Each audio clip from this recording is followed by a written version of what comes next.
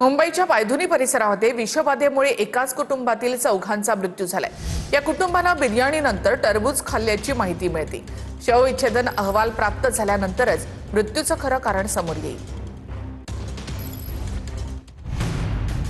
मुंबईमध्ये एकाच कुटुंबातील 4 जणांचा विषबाधेमुळे मृत्यू झाल्याची धक्कादायक घटना समोर आली आहे। या सर्वांनी एकत्रितपणे आधी बिर्याणी आणि नंतर टरबूज खाल्लं होतं, माहिती नातेवाईकांनी दिली आहे। मृतांमध्ये पालकांसह 13 आणि 16 वर्षीय मुलींचाही समावेश आहे। पायधुनी परिसरातील घाटी गल्लीतील मुघल बिल्डिंगमध्ये राहणाऱ्या डोकाडिया कुटुंबियांनी शनिवारी रात्री टरबूज खाल्लं। टरबूज खाल्ल्यानंतर चौघांनाही उलट्या, चक्कर आणि पोटदुखीचा त्रास झाला। रविवारी त्यांची प्रकृती अधिकच खालावली। डोकाडियांच्या दोन्ही मुली बेशुद्ध झाल्यानंतर त्यांना जे रुग्णालयात दाखल करण्यात आलं। रुग्णालयामध्ये नेल्यानंतर एका मुलीला डॉक्टरांनी मृत घोषित केलं। त्यानंतर काही तासांनी दुसऱ्या मुलीचाही मृत्यू झाला।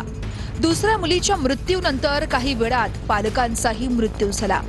4ही जणांच्या मृत्यूचं नेमकं कारण काय हे शवविच्छेदन अहवालानंतरच समोर येईल असं पोलीस म्हणाले।